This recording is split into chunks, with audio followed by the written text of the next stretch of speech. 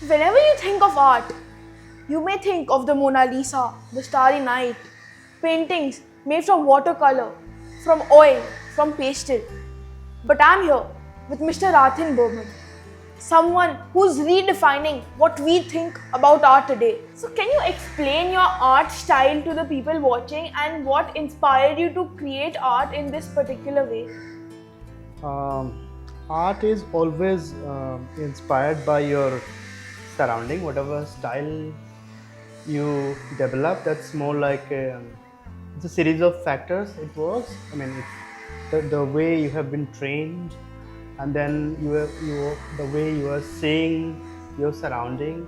So for me, it was more like the architecture, the bustling city of Calcutta. Since my art school days in Calcutta, I was visiting them in terms of like sketching, drawing, and watercolor studies. So those, becomes part of my practice, and eventually they become. If you say it's a style, I don't say it's style, but it's a way of my visualization of uh, my sculptures. So, why did you choose to become an artist among so many other professions? Why did you choose to become an artist? Ah, I mean, I haven't been trained or I haven't been to any art school during my, high school or primary school days.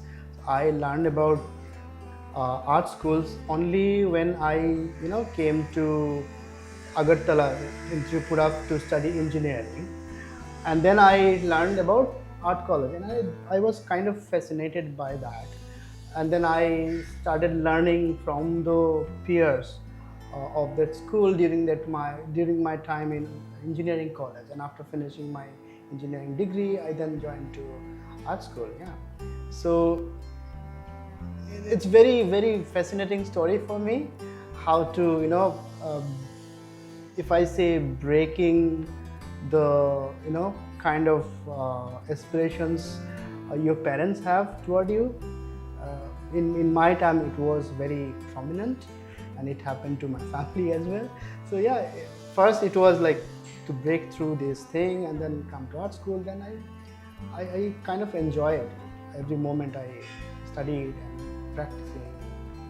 So this is how I ended up in art school. So, what would you say makes your work stand out from others? I mean, your work doesn't need to stand out from others. So, what if you're honestly working with, if I say, a set of material ideas, if you interact with your surroundings, and then your work doesn't need to be stand out from others. It will stand out eventually. So, from the start to up till here now, throughout your artist journey, what are some of the core principles you have maintained? I mean, there are many. I mean, it's more like how you are as a human being, how you are, reacting or interacting with other people surrounding you. I mean, despite having there is no hierarchy, there is nothing. So the way you interact with other people, it's only way you can develop your humanity, your behavior. Those are the things. Yeah, we all maintain.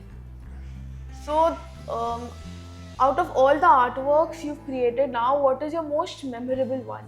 Yeah, every artwork is memorable because I mean it's a process of you know I mean some of the artworks it took like more than 10-15 years to make.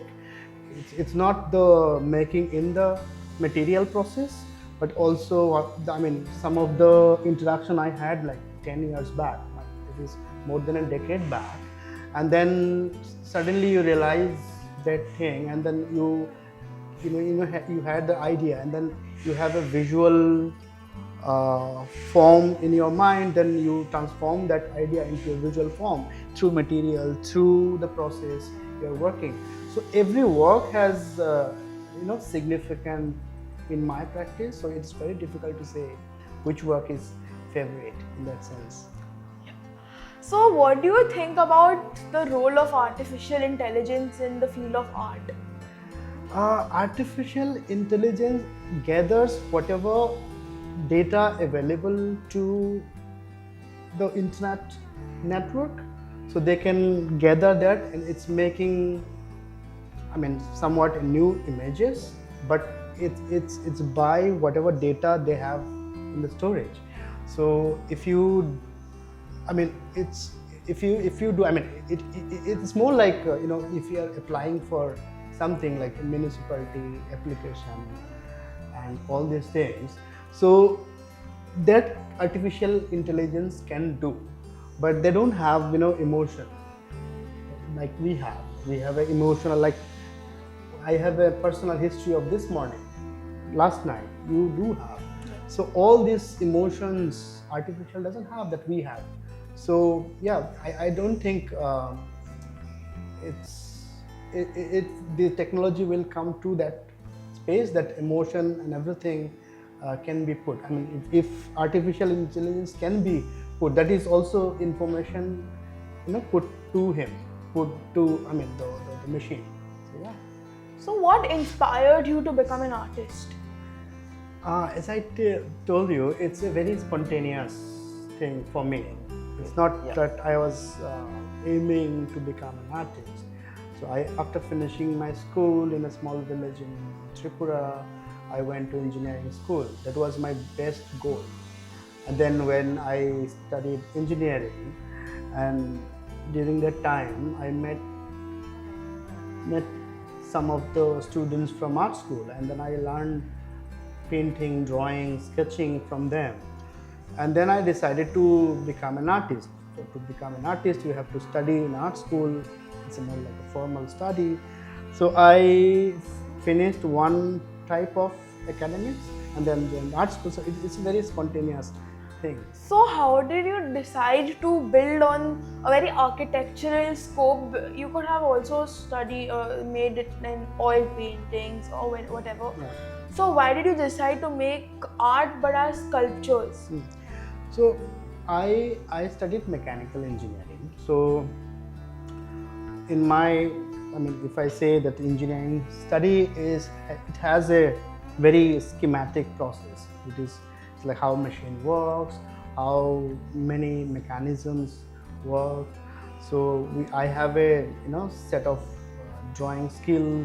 I got a drawing skill from engineering school, and then after art school I studied how to make drawings, watercolor paintings, and we used to visit to all these houses during our art school back in 2002, 2003 to study watercolors, to study people, objects and everything.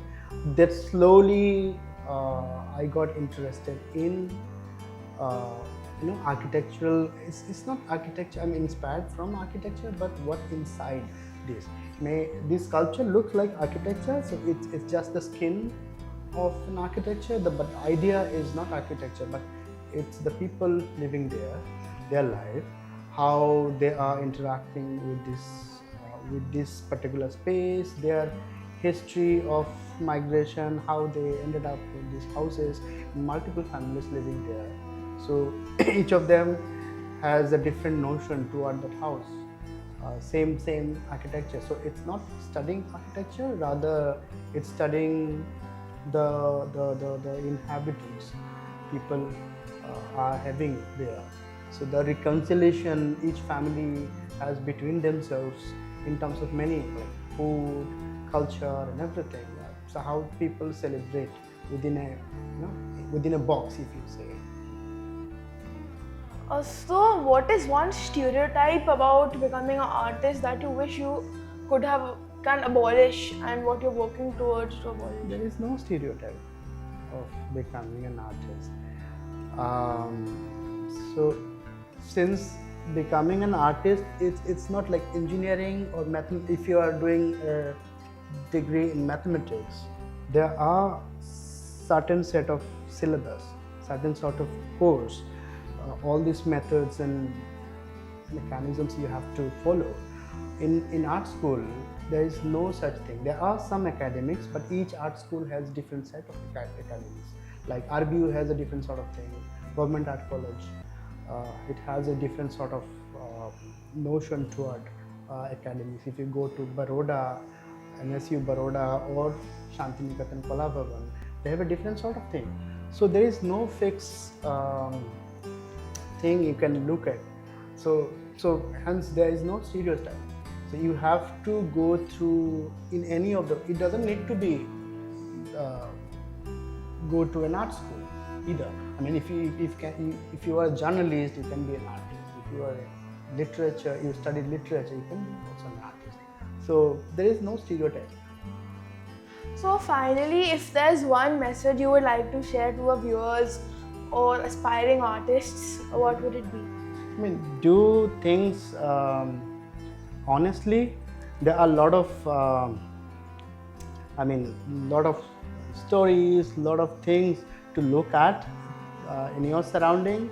I mean, just looking at that, and then you can transform them in many ways to form an art. It can be performing art, it can be sculpture, painting, it can be writing. That could also be a form of art. Thank you so much. Thank you.